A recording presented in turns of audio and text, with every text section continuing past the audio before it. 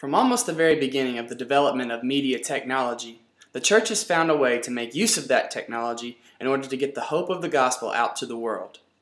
Some do it with great intentions, some for profit, but the history is a long one and can be seen throughout the centuries. The first major development came in 1450 with the invention of the printing press by Johannes Gutenberg. For the first time, the scriptures could be mass-produced and distributed to all people across the world.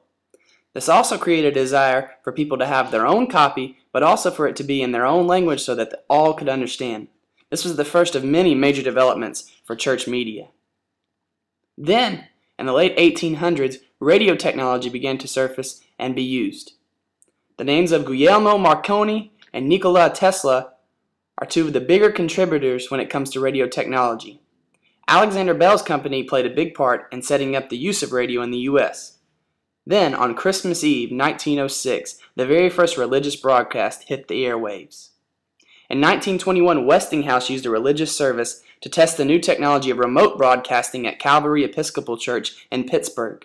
It was a success, a hit, and soon after the station began conducting tests, KDK offered a Sunday evening service broadcast from Calvary that ran all the way through the year 1962. This technology was embraced by some, but as with any change, it was met with detraction, as many Christians believed it to be at best unnecessary and to the extreme just plain wrong. The next step in technology was the invention of the television. Then, on Easter Sunday, 1940, a Catholic archbishop by the name of Fulton Sheen stepped to the pulpit and preached to a television audience for the very first time. From there, the world of media in the church would only explode and grow. Many took to the new avenue for sharing the gospel and preaching the word.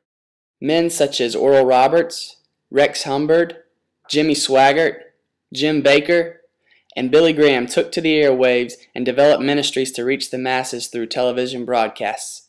Eventually, they would become household names.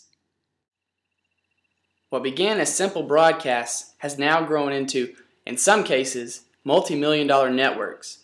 We now have entire channels such as the CBN or local radio markets such as 104.7 The Fish and J93.3 here in our area of Atlanta devoted entirely to Christian broadcasting. These networks and the thousands like them across the world represent the clear evolution of the church increasingly using media and technology to get the message of Jesus to the masses across the world.